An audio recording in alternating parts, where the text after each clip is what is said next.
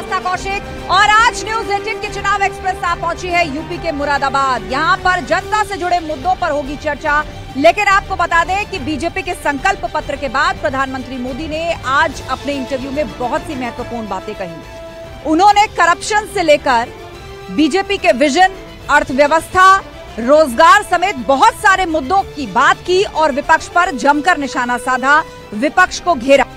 तो बड़ा सवाल यही कि एक तरफ प्रधानमंत्री मोदी का विजन तो दूसरी तरफ विपक्ष में कंफ्यूजन। प्रधानमंत्री मोदी और मुख्यमंत्री योगी आदित्यनाथ लगातार चुनाव प्रचार कर रहे हैं। एक तरफ बीजेपी का धुआंधार ग्राउंड पर प्रचार दिख रहा है तो दूसरी तरफ विपक्षी दल यानी कि INDIA गठबंधन के तमाम चेहरे एक साथ एक स्टेज पर भी नजर नहीं आए हैं। पहले चरण की वोटिंग नजदीक आ रही है तो बड़ा सवाल यहाँ पर यही खड़ा हो रहा है कि NDA का तूफानी प्रचार और INDIA गठबंधन का क्यों कोई भी साथी एक साथ अभी तक एक मंच पर नजर नहीं आया है। पहले चरण में अखिलेश यादव ही प्रचार कर रहे हैं।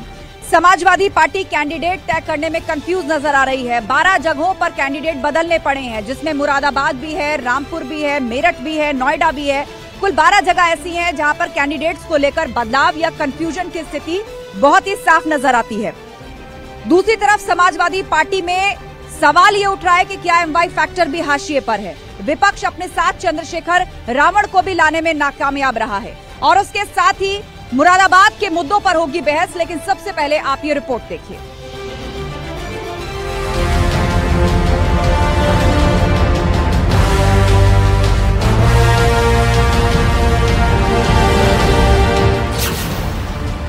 पश्चिमी यूपी का रण, किसने बदला सियासी समीकरण।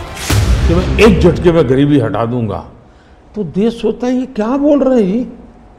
तो मुझे लगता है पॉलिटिकल लीडरशिप की क्वेश्चनेबल होती जा रही है। ऐसे में प्राण जाए और वचन न जाए। मोदी का गारंटी वाला संकल्प, विपक्ष के पास क्या विकल्प।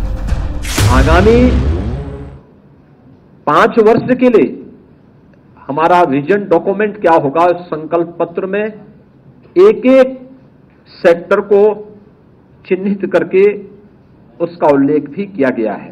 तो जो देश का एम्बिशन है वह मोदी जी का मिशन है और जो मोदी जी का मिशन है, विजन है, वह हम सबका मिशन है। मोदी योगी का तूफानी प्रचार जारी, विपक्ष में कंफ्यूजन भारी। कांग्रेस के मॉडल से एक ऐसा मॉडल नजर आ रहा है कि हाँ, इस रास्ते पर हम चलेंगे इतनी गति से, और गति और बढ़ानी है। मुझे अगले टर्म में गति भी बढ़ानी है और स्केल भी बढ़ाना है।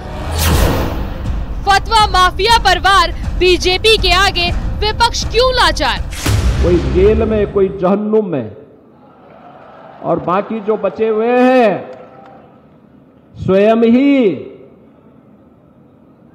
राम नाम सत्य है की यात्रा पे निकल गए हैं। योगी जी ने ऐलान किया था कि मैं माफियाओं को मिट्टी में मिला दूंगा, तो मैं इसका जिम्मेदार पूरे मुसलमान अखिलेश को मानते हैं। मुरादाबाद में ST हसन बढ़ा सकते हैं SP की टेंशन।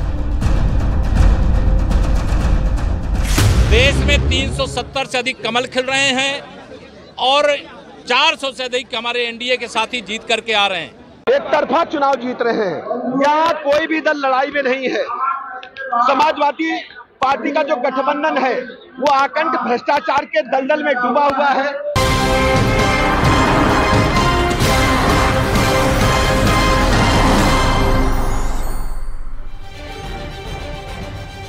तो बड़ा सवाल यही है, एक तरफ मोदी का विजन है तो दूसरी तरफ विपक्ष का कंफ्यूजन है। तो क्या इस तरह कंफ्यूजन की स्थिति में विपक्ष लोकसभा चुनाव में NDA को टक्कर दे पाएगा। चर्चा के लिए गेस्ट पैनल हमारे साथ जुड़ा हुआ है। जोरदार तालियों के साथ स्वागत कीजिए हमारे सभी मेहमानों का। बीजेपी का पक्ष रखने के लिए राजेश रस्तोगी जी हैं, बीजेपी प्रवक्ता। समाजवादी पार्टी का पक्ष रखने के लिए शोएब हसन पाशा साहब हैं। जोरदार तालियों के साथ उनका स्वागत कीजिए। साथ ही हाजी रिजवान कुरैशी जी हमारे साथ कांग्रेस का पक्ष रखेंगे और श्याम खन्ना जी वरिष्ठ पत्रकार हमारे बीच में है। जोरदार तालियां एक बार सभी मेहमानों के लिए। चर्चा की शुरुआत करते हैं और सबसे पहले समाजवादी पार्टी के पास सवाल लिए चलते हैं। प्रधानमंत्री मोदी ने संकल्प पत्र के बाद आज इंटरव्यू दिया है और इस इंटरव्यू के अंदर उन्होंने राम मंदिर, सनातन, करप्शन और अर्थव्यवस्था की बात की है और एक खास बात कही कि प्राण जाए पर वचन न जाए, मतलब वही मोदी की गारंटी कि इस संकल्प पर मैं बना रहूंगा। तो एक तरफ दृढ़ निश्चय, ग्राउंड पर जोरदार प्रचार और दूसरी तरफ INDIA गठबंधन के चेहरे एक मंच पर भी एक साथ नहीं आ पाए प्रचार। घोषणा पत्र नहीं, झूठा पत्र है ये। आज 10 साल हो गए मोदी जी को, जो उन्होंने वायदे करे थे 15 लाख अकाउंट में आएंगे वो कहाँ हैं, 1 लाख रोजगार देंगे वो कहाँ हैं, सिर्फ राम मंदिर को बुलाना चाहते हैं, जनता को आपस में लड़ाना चाहते हैं, धर्म के नाम पर राजनीति करना चाहते हैं। तो कहाँ उनका घोषणा पत्र है? इस बीच जनता भी है मुरादाबाद की हमारे बीच में। आप में से कोई सवाल करना चाहता है तो अपने हाथ जरूर उठाएं। मैं आपके पास आऊंगी, संयमित रहकर आप लोग इस डिबेट में पार्टिसिपेट करें और अपने लोकल मुद्दों पर बात करें। बीजेपी से इसका जवाब लेते हैं। समाजवादी पार्टी आज भी 2014 की एक बात को दोहराती है कि आपने गरीबी खत्म करने की बात कही थी, जिसको वो कहते हैं 15 लाख अकाउंट में नहीं आए। रोजगार पर सवाल पूछा जा रहा है, महंगाई पर सवाल उठाया जा रहा है। देखिए, जब कहने के लिए कोई बातें नहीं होती हैं तो इस तरह की वार्तालाप होती ही है। मोदी जी की गारंटी अकेले मोदी जी नहीं दे रहे, पूरा भारतवर्ष दे रहा है। एक एक व्यक्ति को पता है मोदी जी ने जो काम किए हैं आज तक, पिछले 60 सालों में दूसरी सरकारों ने एक काम नहीं किया ऐसा जो मोदी जी ने किया है। मोदी जी के विजन पे पहुंचने के लिए एक भी ऐसा व्यक्ति नहीं है जो उनके विजन तक पहुंच सके। उनके विजन पे पहुंचने के लिए दृढ़ शक्ति चाहिए, देश को आगे बढ़ाने की सोच चाहिए। जब तक आदमी को देश आगे बढ़ाने की सोच नहीं होगी, देश आगे बढ़ ही नहीं सकता। बेरोजगारी, आज देखें आप, अकेले नरेंद्र मोदी जी हैं जिन्होंने उद्योग दिया। उद्योग जगत को आगे बढ़ाने के लिए जो उन्होंने काम किए हैं देश के अंदर, उसी से रोजगार आया। अब जिन लोगों को आंकड़े ही नहीं पता है, जिनको कैलकुलेशन ही नहीं पता है, उनको क्या पता कितने रोजगार मिल गए। आपके पास मैं लौटूंगी, कांग्रेस के प्रवक्ता से एक टिप्पणी लेते हैं और उसके बाद वरिष्ठ पत्रकार की बात सुनेंगे और फिर चलेंगे जनता के बीच में। प्रधानमंत्री मोदी ने वही दोहरा दे रही हूं जो मैंने सपा से सवाल पूछा था। उन्होंने कहा प्राण जाए पर वचन न जाए, संकल्प पर काम करता रहूंगा और मोदी की गारंटी की बात इस चुनाव में हो रही है। देखिए, ये जो बीजेपी का घोषणा पत्र है, मैं इसे कहता हूं जुमला पत्र। जो आज तक वो जुमला करते आए हैं वो जुमला पत्र है। उसमें मैं आपसे पूछना चाहता हूं, सरकारी नौकरियों में 30 लाख का उन्होंने मतलब कहा था 2 करोड़ रोजगार देंगे, इस बार उन्होंने जिक्र भी नहीं किया। MSP जो किसानों के लिए है, वो कहते हैं MSP हम देंगे, उन्होंने अपने जुमला पत्र में जिक्र भी नहीं किया उसका। नारी न्याय, जिसको बड़ा चढ़ा करके कहते हैं कि बेटी बचाओ बेटी पढ़ाओ, उसमें उन्होंने अपने इस जुमला पत्र में कोई जिक्र नहीं किया है। महंगाई, जिसके दम पे भारतीय जनता पार्टी ने सरकार बनाई थी, उसका कोई जिक्र नहीं है, कैसे नियंत्रित करेंगे। मणिपुर में अभी आपने देखा क्या हाल हुआ, किस तरह का उसमें उनका अमल रहा हमारे प्रधानमंत्री जी का, उसका कोई जिक्र नहीं है। लद्दाख में लोग किस तरह से वहां बैठे हैं, उसका कोई जिक्र नहीं है। स्वास्थ्य के मामले में क्या उन्होंने कुछ नया किया, वो बताइए। ठीक है, 10 सेकंड में सारे सवाल बीजेपी के प्रवक्ता के पास लेकर जी। बात मेरी पूरी हो गई। आपने स्वास्थ्य का मुद्दा, लद्दाख का मुद्दा उठाया, देश की सुरक्षा पे आपने बात की, रोजगार पर आप कह रहे हैं और कह रहे हैं महिलाओं के लिए भी कुछ नहीं है। वरिष्ठ पत्रकार हमारे बीच में है। सर, ये बताइए, पश्चिमी उत्तर प्रदेश की हम बात करें तो यहाँ पर कौन से मुद्दे बहुत अहम हैं और यहाँ पर जो चुनाव हो रहा है उसमें क्या स्थानीय मुद्दों की बात हो रही है? नहीं, स्थानीय मुद्दे की तो कोई बात नहीं हो रही। पश्चिमी उत्तर प्रदेश का जो मेन मुद्दा है वह है बेरोजगारी और महंगाई। लेकिन इसे और क्राइम कंट्रोल माफिया, हाँ, वो पूरा क्राइम तो पूरा कंट्रोल है। आज जो कुछ भी बीजेपी को नंबर मिल रहा है वो क्राइम और अराजकता पे जो अंकुश है उसको ही दिया जा सकता है। लेकिन जहां तक महंगाई का सवाल है, बेरोजगारी का सवाल है, उस मामले में सरकार पूरी तरीके से गवर्नमेंट फेल है। और जनता जो वोट करेगी वो सभी मुद्दों को सामने रखते हुए करेगी, खाली एक ही मुद्दे को वोट नहीं करेगी।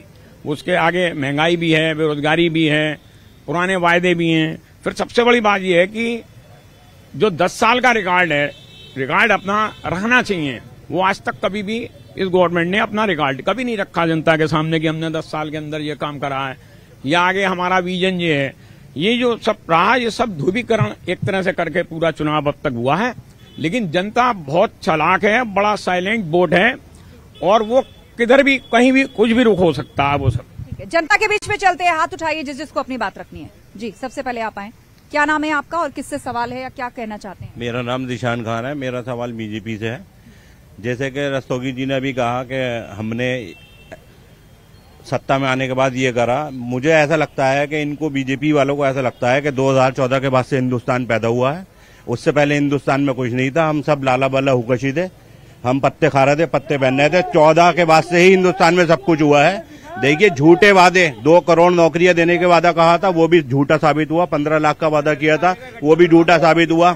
शिक्षा के क्षेत्र में 0, रोजगार के क्षेत्र में 0, मेडिकल लाइन में 0, सिर्फ हर चीज में 0। सिर्फ इनकी जो चल रही है जाति और भेदभाव, ऊंच नीच, अगड़ा बिछड़ा, इसकी राजनीति कर रहे हैं। ये राजनीति अब नहीं चलेगी हिंदुस्तान में। अगड़े पिछड़ों की राजनीति का जिक्र तो विपक्ष कर रहा है और पीटने की शुरुआती विपक्षी पार्टियों की तरफ से हुई थी। जी, क्या नाम है आपका और क्या कहना चाहते हैं? सैयद शुजात अली। देखिए, जिस तरह की राजनीति आज तक ये लोग समाजवादी के, कांग्रेस के लोग करते आए हैं, ये सब ढकोसलेबाजी करके आए हैं। हम लोगों का अल्पसंख्यक का वोट लेने का पूरा वो बनाया इन्होंने। आज भारतीय जनता पार्टी में मुस्लिम समुदाय सुरक्षित है, हर महिला सुरक्षित है। जितना सम्मान महिलाओं को मिला है किसी को नहीं मिला। 3 तलाक का देख लीजिए और आयुष्मान कार्ड देख लीजिए। और माननीय अखिलेश यादव ने 18% का आरक्षण मुस्लिम समाज को देने को कहा था, वो कुछ 0। और MY का देख लीजिए, आपके सामने उन्होंने कहा महिला और यूथ, जबकि मुस्लिम और यादव का था। ये सब झूठ बोलते हैं, झूठ पर राजनीति करते हैं लोग। आइए, 1 सेकंड, आप आइए, आप बोल चुके, आप आइए। हाँ, क्या नाम?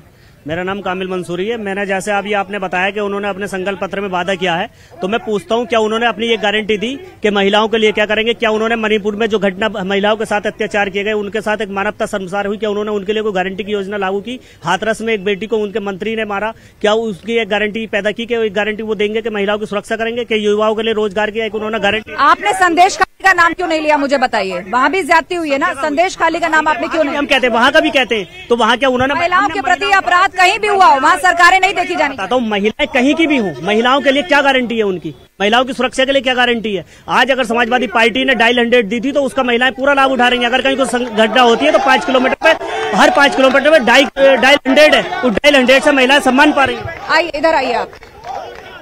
जी, क्या नाम है साहब आपका? मेरा नाम सलाउद्दीन मंसूरी है। हाँ, सलाउद्दीन साहब बताइए। देखिए, सबसे बड़ा मुद्दा जो है मुरादाबाद के अंदर, वह है शिक्षा का। अगर कोई भी सरकार रहे, अगर शिक्षा के ऊपर ध्यान दे दे और स्वास्थ्य के ऊपर ध्यान दे दे, सारी बेरोजगारी खत्म हो जाएगी, अगर शिक्षा पे ध्यान दे दिया जाए। दूसरी बात, हम पूर्व की सरकारों में नहीं हुआ क्या ये काम? पूर्व की सरकारों में हुए हैं, अब भी हो रहे हैं, मगर हम पसमंदा समाज से आते हैं। आज तक 3 जुलाई को प्रधानमंत्री जी ने कहा था हैदराबाद के सम्मेलन के अंदर कि हम पसमंदा समाज की बात करेंगे, मगर किसी पार्टी ने इस चुनाव के अंदर उनके अपने घोषणा पत्र के अंदर पसमंदा समाज की बात नहीं करी है। और न पसमंदा क्या चाहते हैं आप? पसमंदा, आप कोई रिजर्वेशन चाह रहे हैं क्या? वो तो कह रहे हैं कि हम सारी योजनाएं ला रहे हैं, वो सबके लिए हैं। जो कानून बना रहे हैं वो सबके लिए हैं। ऐसा तो नहीं है कि उनको कुछ अलग से दे दिया जाएगा या उनको कुछ अलग से दे दिया जाएगा। देखिए, बात सुनिए, पसमंदा समाज को आज तक ना तो पार्लियामेंट का तब प्रतिनिधित्व मिला, ना विधानसभा हैं, और सब जुमलेबाजी की बातें हैं हमारी। मैम, सबसे पहले मैं आपसे सवाल करना चाहूंगा कि भारतीय जनता पार्टी से, कि आप देख रही है किस तरीके से अभी आप यहाँ पर आए थे, तो आपने देखा कि आपको भी फॉगिंग करा के यहाँ पर मच्छर भगाने पड़ गए। यहाँ पर लोग लॉकडाउन के टाइम पर इतना, यहाँ पर भारतीय जनता पार्टी का मेयर है 20 साल से, और यहाँ मच्छर इतने हैं, बीमारियां इतनी है, उस पर मैं भारतीय जनता पार्टी से पूछूंगा आपके सामने। साफ सफाई को लेकर, ठीक है, 1-2 लोगों की बातें सुनते हैं, उसके बाद चर्चा में लौटते हैं। जी, इधर आइए आप। क्या नाम है आपका? मेरा नाम अर्चित गुप्ता है। देखिए, भारतीय जनता पार्टी, जैसा हमारे रिजवान कुरैशी साहब ने कहा भी, कि वो बहुत जल्दी लद्दाख तक और वहां मणिपुर तक पहुंच जाते हैं, उन्हें बधाइयों की भी जानकारी होनी चाहिए। दूसरी चीज, भारतीय जनता पार्टी सबका साथ, सबका विकास और सबका प्रयास के साथ कार्य कर रही है। और हमारी गीता में भी कहा गया है कि यदा यदा ही धर्मस्य ग्लानिर्भवति भावता तव्युत्थानम ही धर्मस्य तदात्मानम सृजानयम। जब जब इस भारत भूमि पे धर्म की हानि हुई है, तब तब भारत के वीर सपूत मोदी जी और योगी जी जैसे महान संतों का जन्म हुआ है। कौन सी धर्म की हानि हुई है, मुझे बताइए। किसने धर्म की हानि करी है? क्या आप कहना क्या चाहते हैं? अतीक जी और मुख्तार जी, इन जैसों का भैया, धनंजय जी भी जेल में हैं और विकास दुबे भी मारा गए हैं। ऐसा नहीं है भैया, सब जाएंगे, सबका। कोई और बात रखना चाहता है यहाँ से? कोई और बात रखना चाहता है? आइए आप आगे आइए। क्या नाम है? लिया भैया। मेरा नाम एहसान फारूकी है। मैं भारतीय जनता पार्टी का पुराना कट्टर वाला सिपाही हूँ। अभी हमारे एक समाजवादी पार्टी का जो समाजवादी में था और लेके जाके जब उसका अपराध शामिल हुआ तो वो योगी जी के आदेश में पहुंच गया और अपने आप को पसबंदा कहलाता है। ये पसबंदा हमारी नहीं है, पंडित समाजवादी की है। ये झूठ बोलता है कि पसबंदा में हूँ। ठीक है, बैठिए। पर्सनल मत होइए, इलाके के मुद्दे उठाइए। ठीक है, बीजेपी के पास चलते हैं, जिन्होंने जनता की बात सुनी है। मैं समाजवादी पार्टी के पास भी आऊंगी। आपने यहाँ पर लोगों के सवाल सुने, वो कह रहे हैं साफ सफाई नहीं है शहर की, एजुकेशन की यहाँ पर बात हो रही है कि एजुकेशन ही ढंग से आ जाए, हेल्थ फैसिलिटी हो जाए तो यहाँ पर रोजगार की कोई कमी नहीं होगी। देखिए, मैंने अभी आपको बताया था कि शिक्षा की कमी शहर में या देश में नहीं है, शिक्षा की कमी इनके दिमाग में है। मुरादाबाद को यूनिवर्सिटी मिली है, यूनिवर्सिटी मुरादाबाद शहर को दिलवाई और यूनिवर्सिटी दिलाने में सबसे बड़ा योगदान हमारे विधायक का और जो हमारे एमपी का चुनाव लड़ रहे हैं उनका है। और एक एम्स था पूरे देश के अंदर, आज 15 एम्स हैं। ये शिक्षा और स्वास्थ्य किसने दिया? मोदी जी ने दिया। ये कहते हैं सफाई है ना, स्मार्ट सिटी है मुरादाबाद। सड़कें सीमेंट की बन रही हैं लेकिन वो दिखेगी नहीं ना। इनके चेहरे पे, इनके दिमाग पे भ्रष्टाचार की, गुंडागर्दी की, माफियागर्दी की और इस तरह की चादरें चढ़ी हुई हैं। इन्हें ये अच्छी चीजें दिखेंगी ही नहीं। समाजवादी पार्टी से आपने भी पूर्व में सरकार चलाई है और यहाँ तो जो एमवाई फैक्टर आपका कोर वोट बैंक कहा जाता रहा है, सबसे बड़ी तादाद में यहाँ मुसलमान है, अल्पसंख्यक है, लेकिन उन्हीं के बीच से असंतुष्टि उठ रही है। वो कह रही समस्याएं जस की तस बनी हुई हैं अभी तक। देखिए, जो हमारे भारतीय जनता पार्टी के प्रवक्ता हैं, ये हमेशा सत्ता में रहने वाले प्रवक्ता हैं। जब समाजवादी पार्टी की सरकार थी तो समाजवादी में थे। मैं गारंटी से कहता हूं कि कल समाजवादी पार्टी की सरकार आएगी तो ये फिर समाजवादी पार्टी में होंगे। और जहां तक सफाई की बात है, आप एंकर हैं, आप यहाँ पर आई, आपने अपनी गाड़ी के अंदर धुआं छोड़ा, यहाँ मच्छर की आपने हालत देखी, यहाँ कितनी सफाई है। अम्बेडकर पार्क है, जिन्होंने भारत का संविधान लिखा, यहाँ पर पूरी महिलाएं बच्चाएं खेलते हैं, यहाँ मच्छरों का हाल आपने खुद देखा। अभी रहा विकास का मामला कि पूरे मुरादाबाद की बात कर ले, मैं पूरे प्रदेश की बात नहीं करता, मैं मुरादाबाद की बात करता हूं। मैं उनसे पूछना चाहता हूं कि कपूर कंपनी का पुल किसने दिया? समाजवादी पार्टी की सरकार ने दिया।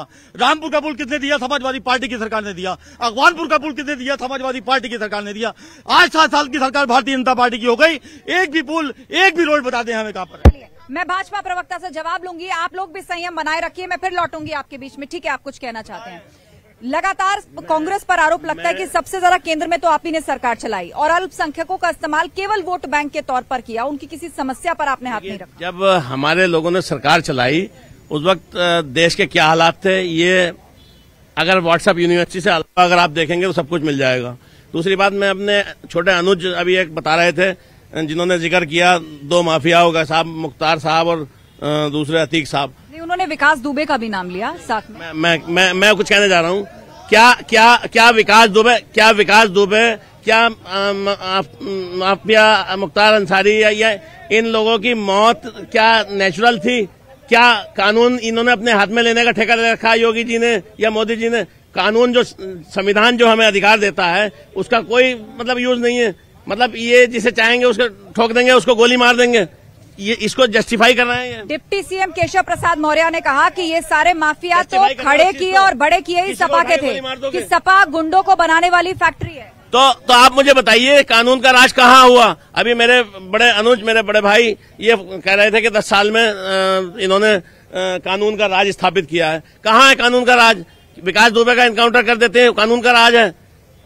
अतीक साहब को या अतीक जिसे माफिया कहते हैं, अतीक को पुलिस कस्टडी में मार दिया जाता है, ये कानून का राज है? आपसे पूछना चाहता हूं मैं। जनता के बीच में चलते हैं। जी, एक सेकंड।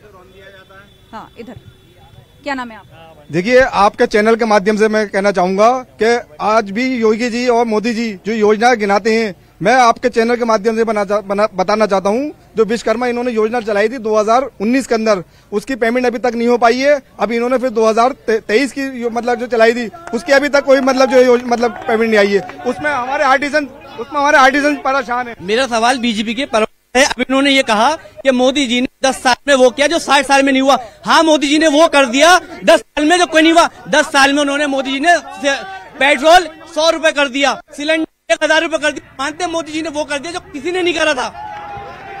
इधर आगे आइए आप। बात देखिए, आप ना उलझ के आपको जो कहना है आप कैमरे के सामने आकर कहते हैं स्पष्ट रूप से। क्या नाम है और क्या कहना है? मेरा नाम मतलूब बेग है। देखो, विश्वकर्मा योजना की जहाँ बात आई है, विश्वकर्मा योजना 22 में आई है, सुमंगला हित लाभ योजना आई और आयुष्मान कार्ड बने जिसमें 5 लाख तक का इलाज फ्री हुआ और उज्ज्वला गैस योजना के तहत घर घर गैस मिले। ये सब झूठे हैं, मक्कार हैं, इसलिए इन्हें पब्लिक ने बटाल दिया। क्या नाम है आपका? नाम बताइए। पिंकू गुप्ता तिलकधारी मेरा नाम है। ये भ्रष्टाचार की बात करते हैं। समाजवादी पार्टी कांग्रेस को मैं कहना चाहता हूँ, इन्होंने अभी भ्रष्टाचार की बात करी है। हमारी मोदी जी और योगी जी कहते हैं जो इस देश में, इस शहर में और इस उत्तर प्रदेश में गुंडागर्दी करेगा वो या तो जमीन के अंदर होगा या जमीन से ये देश से बाहर होगा। हमारे योगी जी चाहते हैं, हमारे मोदी योगी जी का कहना है सबका साथ सबका विकास। जो गुंडागर्दी करेगा उसका गोली पड़ेगी। आगे आइए आप। हाँ। मैम, स्वास्थ्य की बात कर रहे हैं तो मैं ये कार्ड दिखाना चाहता हूँ जिसे ये जुमला बता रहे हैं। पंडित दीनदयाल उपाध्याय कैशलेस, जिससे स्वास्थ्य का हम योजना का फायदा ले रहे हैं, जिसे आप जुमला बता रहे हैं। पहले आप अपना होमवर्क कर आइए। मैं आपसे एक मिनट, मैं आप लोगों से ये कहना चाहता हूँ, घोषणा पत्र की बात चली। देखिए, मानसिकता का पता चलता है। समाजवादी के प्रवक्ता ने क्या कहा, जूता पत्र। हम लोगों की भाषा ऐसी नहीं है बीजेपी वालों की, इन्होंने जूता पत्र कहा है। सबसे पहली बात तो इनकी ये है, इनकी मानसिकता का पता चलता है किस मानसिकता के लोग हैं। और हमारे आइए साहब, आगे आइए आप। क्या नाम है आपका? मेरा नाम है मोहम्मद आसिफ अंसारी। अंसारी साहब, क्या कहना चाहते हैं? मैं इनसे ये पूछना चाहता हूँ, जो इन पे हमारा 15 लाख रुपए का कर्जा, वो तो मैडम दिलवा दो पहले। कौन सा कर्जा भाई साहब? कहाँ जमा किया था आपने? कहाँ पे हो गया? कहीं जमा किया था आपने? ये ब्याज समेत दिलवा दें। आपको कहाँ जमा किया था? ये इनकाउंटर करने की बात तो छोड़ो, जो 15 लाख का कर्जा है वो दिलवाओ पहले। कौन सा कर्जा? मैं यही तो पूछ रही हूँ, कहाँ आपने जमा किया था? आपको ब्याज समेत दिलवा देंगे। कहीं जमा किया था आपने? वोट तो देंगे, मगर पहले कर्जा दिलवाओ हमारा। इधर आइए। 15 लाख रुपए मैं तो कह रहा हूँ अब की बार 400 पार, 400 पार हो सकता है। 400 15 लाख का कर्जा का मिला, 400 पार, 400 से आयुष्मान कार्ड दिया 5 लाख का, 5 लाख का आयुष्मान कार्ड, राशन, सिलेंडर, मकान के लिए पैसे मिल रहे, 2.5 लाख सामान मिल रहा है। मैं बताऊंगा, 5 लाख का आयुष्मान कार्ड दिया, 3,000 रुपए का और सिलेंडर दिया। योजना 15 लाख में जुड़ गई। मोदी जी और राशन तो हमारे साथ सबका विकास करना चाहते हैं हमारे मोदी जी। और मोदी जी ने 2.5 लाख रुपए मकान के लिए ना, उन्होंने ये नहीं देखा कि कौन हिंदू है कौन मुसलमान। नहीं, एक सेकंड। देखिए, एक एक करके बात रखिए आप लोग। एक एक करके बोलेंगे तो सबकी बात स्पष्ट रूप से आएगी सामने। ठीक है, बैठिए आप लोग, बैठिए, उधर आइए। 2 करोड़ नौकरी का वादा करा था इन्होंने, 2 करोड़ नौकरी का वादा। ये चाह सकते थे हर साल में 1 करोड़ नौकरी, 1 लाख नौकरी दे सकते थे। सिर्फ इन्होंने इतने बुगला गए हैं, ये झूठे वादे कर रखे हैं। ये 200 सीटें पकड़ ले यूपी में तो बहुत बड़ी बात है, 200 सीटें भी नहीं आ रही इनको। मैडम, मेरा सवाल बीजेपी वाले प्रतिपक्ष से है, ना हमें मस्जिद चाहिए, ना हमें मंदिर चाहिए, ना हमें फ्री राशन चाहिए, हमें रोजगार चाहिए। रोजगार कब देंगे? इनसे पूछिए, कब देंगे? इनसे पूछिए। जनता की हमने बात सुनी और इस बीच हमारे साथ एक और मेहमान जुड़ गए हैं। हमारे साथ बसपा का पक्ष रखने के लिए बसपा नेता पहुंचे हैं। थोड़ी देर से आप आए, बिल्कुल उसी तरह जैसे चुनावी मैदान में देर से पहुंचते हैं, अकेले लड़ते हैं और वोट काट देते हैं सपा के वोट काट देते हैं। हम वोट काट रहे हैं, हम जीत रहे हैं। ये तो आप हर बार कहते हैं। और जीते हैं, पिछली बार नहीं जीते थे। मंडल में 6 सीटों में 6। मुझे विधानसभा की बात बताइए, मुझे उपचुनाव की बात बताइए, मुझे निकाय चुनाव की बात बताइए। निकाय चुनाव में भी हमने अच्छे प्रदर्शन किया और जिला पंचायत में सबसे ज्यादा सीटें हमारी आई थी। 12 सीटें हमारी थी, 10 बीजेपी की थी और 8 समाजवादी की थी। नहीं, लेकिन अब लोकसभा चुनाव में आप कह रहे हैं कि आप लोग इंडिपेंडेंटली लड़ेंगे। आप भी अपनी सोशल इंजीनियरिंग इसी प्रकार से कर रहे हैं कि दलित वोटों पर फोकस है, अल्पसंख्यक यानी मुस्लिम वोटों पर फोकस है। यही तो सपा का कोर वोट बैंक है। इसमें से एक शेयर पर कांग्रेस भी अपना हक जताती है। तो अब आप इंडिपेंडेंट मैदान में आ जाएंगे, ओवैसी साहब इंडिपेंडेंट मैदान में आ जाएंगे, तो उससे नुकसान तो विपक्ष का हो जाएगा। सपा का क्या ये मतलब ये कि जागीर है मुसलमान का वोट, ये समाजवादी के गुलाम है मुसलमान के, समाजवादी का वोट है। ये बसपा का वोट क्यों नहीं है? बसपा का भी वोट है, दलित और मुस्लिम का वोट एक साथ। जब जहां पड़ता है तो वहां का कैंडिडेट जीतता है। ये आपका चुनावी दावा है और लगभग यही बात हर चुनाव से पहले आप कहते हैं। वरिष्ठ पत्रकार हमारे बीच में है। अब चुनाव वादों पे जीते जाते हैं, चुनाव प्रचार, रणनीति, कैंडिडेट, कौन चेहरा होगा, इस सब के बाद जो बात आती है वो आती है वहां का जातिगत समीकरण। अब आप उत्तर प्रदेश में अगर उठा करके देखें तो असदुद्दीन ओवैसी भी मैदान में है, बसपा ने भी कह दिया हम इंडिपेंडेंटली चुनाव लड़ रहे हैं, कांग्रेस और सपा मिले जरूर लेकिन जो गठबंधन विधानसभा के वक्त बना था वो धीरे धीरे बिखर गया। तो विपक्ष में ये बिखराव की स्थिति है और दूसरी तरफ एनडीए है। 400 पार 400 पार, आप जनता के बीच से भी सुन रहे हैं कि 400 पार लोग यूं कहते हैं। नहीं, इसमें तो आपकी आवाज माइक से जा रही है, बोलिए। इसमें तो कोई दो राय नहीं है कि एनडीए बहुत सुनियोजित और बहुत सही तरीके से चुनाव लड़ रहा है, लेकिन चूंकि गठबंधन में समाजवादी पार्टी और आपके जो है क्या नाम है समाजवादी पार्टी कांग्रेस जो मिलकर लड़ रही है, इससे इस गठबंधन का बहुत तगड़ा मुकाबला होने जा रहा है उत्तर प्रदेश में। इससे भी इंकार नहीं किया जा सकता। दूसरे ओवैसी जी की जो पार्टी है वो बहुत कम सीटों पर ना ही लड़ रही है, उन्होंने तो बिल्कुल मना ही कर दिया उत्तर प्रदेश में लड़ने से, तो उसका बेनिफिट भी गठबंधन को मिलेगा। जो दिख रहा है वैसा बहन जी वोट डिवाइड नहीं करेंगे? नहीं, समय पर मुसलमानों ने वोट दिया था, उनका भी दलित मुस्लिम फैक्टर रहा है। बहन जी पे इधर आके विश्वास कम हुआ है जनता का, जिस प्रकार उन्होंने बीजेपी के फेवर में एक तरह से काम हुआ है उससे। ये एक पैटर्न देखा गया है कि जब नाराजगी सपा से होती है या जब विकल्प ढूंढा जाता है कि जो सत्ता में है उसका विकल्प ढूंढा जाए, समाजवादी पार्टी से अगर नाराजगी है तो लोग अक्सर बसपा के साथ चले जाते हैं। अल्पसंख्यक की मैं बात कर रही हूँ, वहीं बट जाता है। और पसमानदा का जिक्र बीजेपी कर ही रही है। नहीं, वैसे अब कैसे मुस्लिम वोट कहीं भी हम बहुत जगह गए हैं इस इलेक्शन में भी, हमें कहीं भी मुस्लिम वोट बढ़ता हुआ नजर नहीं आ रहा। जहां भी पड़ेगा एक तरफा पड़ेगा और बहुत अक्सरियत में पड़ेगा, बहुत हाई परसेंटेज के साथ पड़ेगा। तो ये कहना कि मुस्लिम वोट बढ़ेगा, मुस्लिम वोट इस बार बढ़ता हुआ कहीं नजर नहीं आ रहा। टोटल वोट एक तरफा गठबंधन के साथ ही नजर आ रहा। चलिए, ये असल फैसला जनता तय करेगी। बीजेपी के पास लिए चलते हैं सवाल। यहाँ आपने जनता के बहुत सारे सवाल सुने। कोई पूछ रहा है कि ये बताइए, बार बार 15 लाख का जिक्र किया जा रहा है। कुछ लोग कह रहे हैं ना हमें मंदिर चाहिए, ना हमें चाहिए, हमें आप किसी योजना के तहत लिस्टेड थे उसका बकाया पेमेंट करा दीजिए। तो क्या ग्रास रूट लेवल तक जिन योजनाओं को पहुंचाने की बात है, कुछ कमियां छूट गई? देखिए, एक्चुअल में क्या है, मैंने आपको तीसरी बार यही बात कह रहा हूं कि जिसके पास विजन नहीं होता, बुद्धि नहीं होती ना, उनकी बातें इसी तरह की होती हैं। 80 करोड़ लोगों को राशन, वो इनको दोनों टाइम मिल रहा है और शोर मचाने वालों को ही मिल रहा है, लेकिन वो इन्हें हजम नहीं हो रहा है ना। मकान 3 करोड़ मकान प्रधानमंत्री योजना मिले, जिसमें से 80% इन्हें मिले, वो इन्हें हजम नहीं हो रहा। 1 लाख किसानों की हत्या हो गई, उसका जवाब नहीं है। हत्या कहां पर हुई? आपने देखा लोगों ने आत्महत्या करी, किसानों ने। आज आप कह रहे थे हत्या हुई, अब आप कह रहे हैं आत्महत्या। आत्महत्या हत्या एक ही बात। फिर वही आंकड़े की बात आ गई। कम विजन के लोगों की बातें। आप तो चैनल से हैं, आंकड़े उठाइए कि आत्महत्या इनके टाइम में पहले ज्यादा होती थी या आज ज्यादा हो रही हैं। आज किसानों को अपनी फसल का कीमत मिल रही है। आज किसान गेहूं बाजार में बेचने को तैयार है, नहीं है, गवर्नमेंट को देने को तैयार है।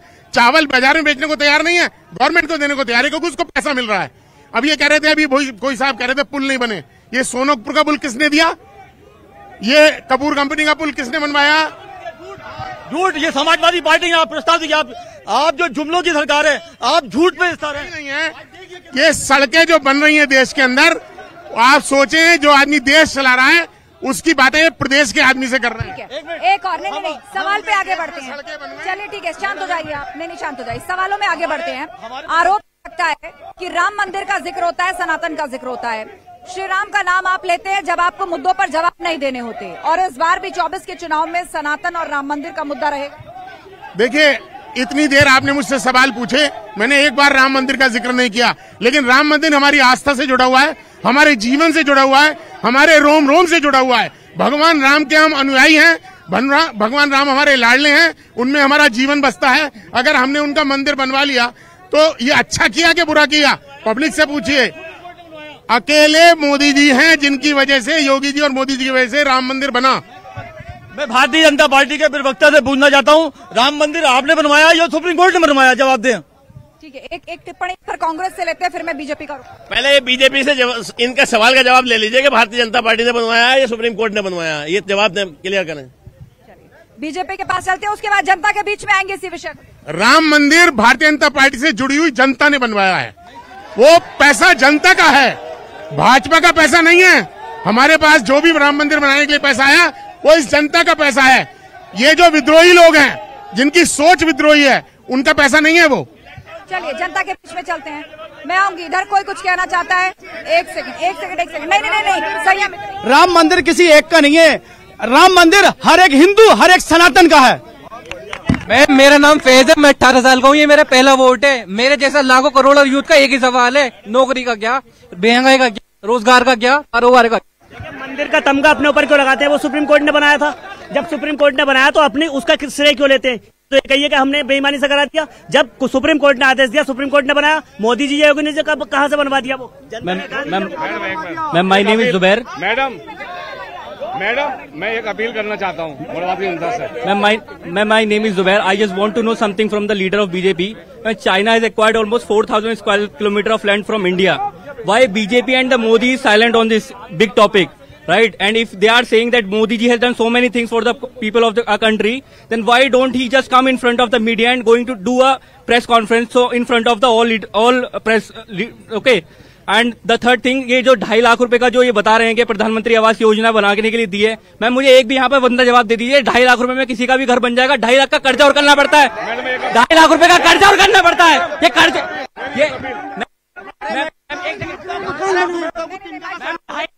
इस तरह मुश्किल हो जाएगा। मुझे बात करने दीजिए लोगों से। आप अपने बात आ गई सर, अरे आप बात आ गई, उधर बोलने दीजिए। इनसे मैं बहुत देर से नूरा कुश्ती खेल रहे हैं। आपने 2 करोड़ नौकरी के बारे में इनसे पूछा, इन्होंने जवाब दिया। 15 लाख के बारे में पूछा, इन्होंने दिया। शिक्षा के क्षेत्र में इनसे पूछा, आपने जवाब दिया। इन्होंने इनके रोजगार के क्षेत्र में आपने पूछा, इन्होंने जवाब दिया। ये 0/0 है, ये सिर्फ धर्म की राजनीति कर रहे हैं और कोई राजनीति नहीं कर रहे हैं।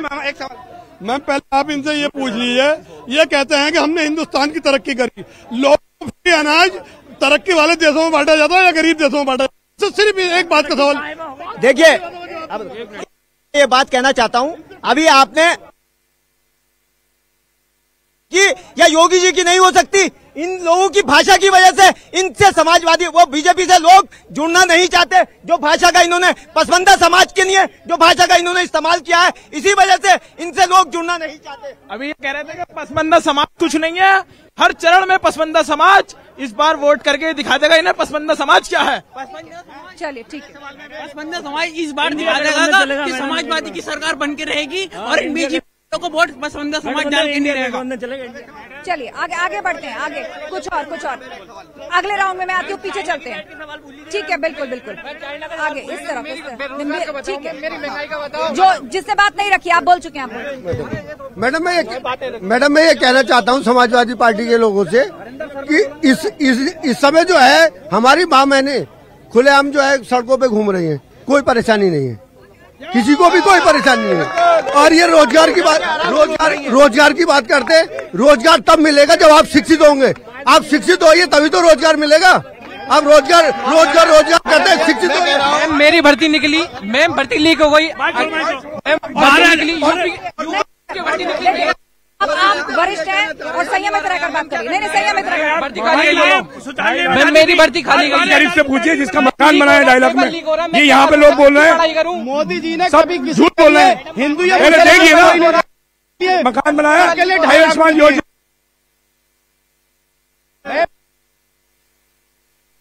मौका सबको बातचीत कर दिया जा रहा है, लेकिन देखिए बेकाबू होने से कुछ नहीं होगा।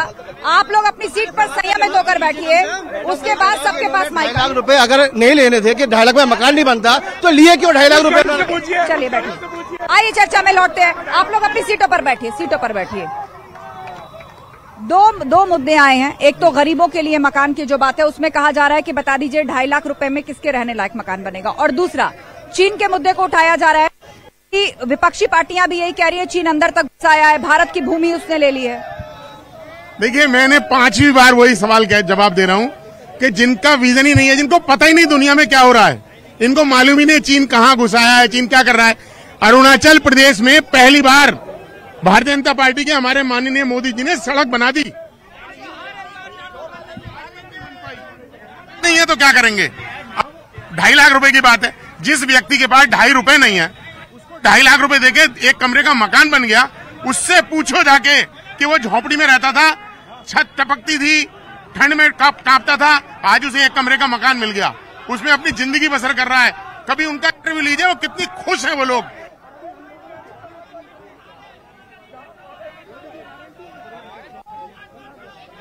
का रुख करते हैं। अब यहाँ पर चाइना की बात उठी गई है। जनता के बीच से चाइना का सवाल आया था कि भारत की कुछ भूमि ली है। विदेश मंत्री एस जयशंकर खुद इंटरव्यू दे रहे हैं और उन्होंने इस बात का खंडन किया है। लेकिन दूसरी तरफ प्रधानमंत्री मोदी ने कच्चा थीव का मुद्दा उठा दिया है। वो द्वीप याद होगा ना, जिसमें उन्होंने कहा कि कांग्रेस ने इसे दे दिया और कहा ये फालतू है, जबकि स्ट्रैटेजिकली वो जरूरी था। देखिए मैडम, ये तो आज तक से इन्होंने अलावा कांग्रेस को कोसने का दूसरा कोई काम नहीं किया, जबकि सच्चाई ये है कि कांग्रेस के किए हुए कार्यों की आज तक फीते काट रहे हैं। आज तक उद्घाटन से वो कार्यों के कर रहे हैं। कौन से? दुनिया भर के कार्य। बहुत ज्वलंत मुद्दा में उन्होंने जिस दिन अधिसूचना लगनी थी उससे एक उद्घाटन किया। आप जाकर के देख लीजिए कि अभी तक उसके बाद में कोई फ्लाइट उड़ी वहां से। और हालात ये हैं कि जो बिग फ्लाई जो की साइट थी उसने उससे मुरादाबाद का नाम भी हटा दिया।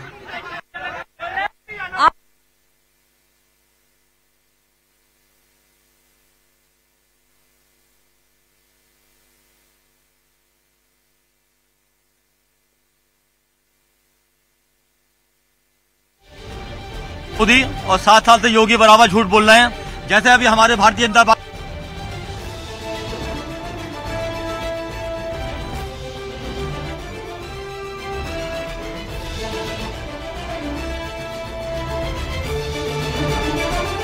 पर पहुंची हमारे शो पर।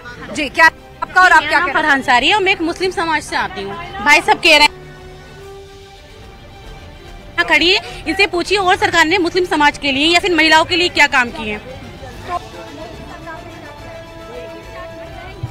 यहाँ खड़ी सुरक्षित है क्या? पहले ये मुस्लिम समाज था क्या? मुस्लिम लड़की निकलती थी या और महिलाएं निकलती थी?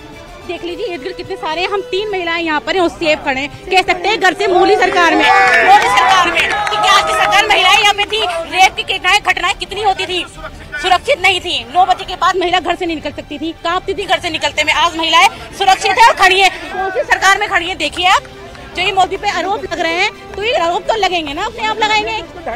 मकान बनाए जिसका।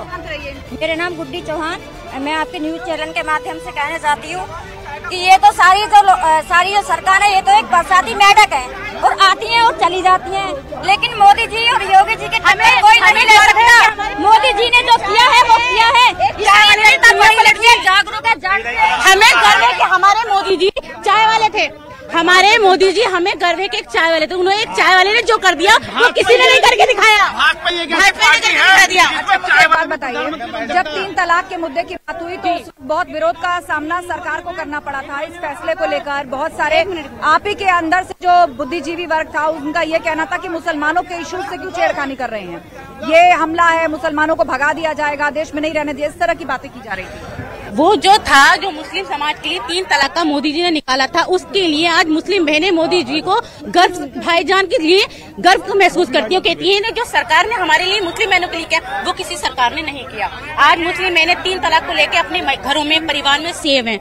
देख लीजिए कितने परिवार खराब होते थे। परिवार दो लोगों की जिंदगी खराब नहीं होती थी, 2 परिवार की खराब होती थी।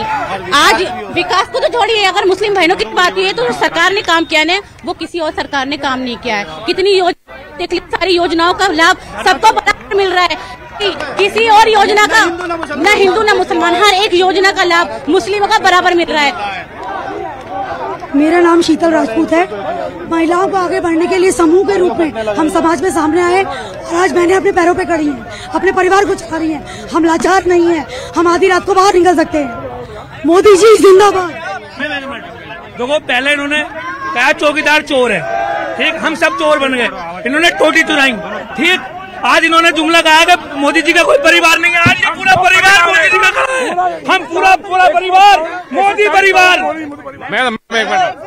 आप आप बोल चुके हैं, आपका सवाल मेरी पब्लिक से मैडम पिछले 10 साल में मोदी सरकार बनी थी, एक जो झूठ का गुब्बारा लेकर आई थी, जिसके अंदर आज जो कह रहे हैं 80 करोड़ लोगों को ये लाज दे रहे हैं, उसमें आज हमारे इंडेक्स में 111 नंबर पर हिंदुस्तान का 45 साल में महंगाई अपने उस स्तर पर है सबसे ज्यादा।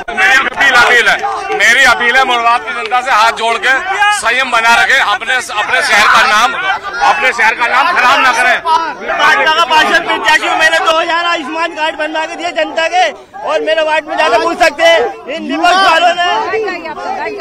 बैठ जाइए आप, देखिए बैठ जाइए आप लोग, प्लीज बैठ जाइए। सब बात रख रहे हैं एक करके अपने आप लोग बैठ जाइए। मेरे पास लास्ट 2 मिनट का वक्त और है, लास्ट 2 मिनट का वक्त नहीं बोल चुके। मैम ये बताइए, जब मोदी जी कहते हैं एक अकेला सब पे भारी, तो क्यों करी 38 की सवारी, बताइए। मैम एक अकेला सब पे भारी, एक मिनट बताइए। मैं 10-20 करोड़ रोजगार होते हैं, मैं युवा हूँ, मैं 30 साल का हो चुका हूँ, मैं बेरोजगार हूँ। कितने बेरोजगार यहाँ खड़े हैं, हमें रोजगार दीजिए। हमें बेटी बचाओ बेटी पढ़ाओ। मैम इनके नेता के 5-5 एक महीने में 5-5 सीढ़ी। मैडम मैं आपके चैनल के माध्यम से कहूँगा, बार बार आप जो है जो योगी और मोदी समर्थन करेंगे, आप उन्हीं की बात लेके जा रही हैं, तो फिर आपने भाई साहब सबकी बात सुनी जा रही है, अब आप इस तरह की बातें मत करिए। नहीं आप इस तरह की बात देखिए, एक बात आपको, योगी के पास मुरादाबाद का चुनाव ऐतिहासिक चुनाव होता है। यहाँ की जनता एक दिन पहले फैसला लेती है, आज तो फैसला कि हमें किसके साथ। बिल्कुल असल फैसला जनता को लेना है। शो का समय खत्म हो रहा है। सभी जनता जनार्दन का शुक्रिया, सभी मेहमानों का शुक्रिया चर्चा में शामिल होने के लिए।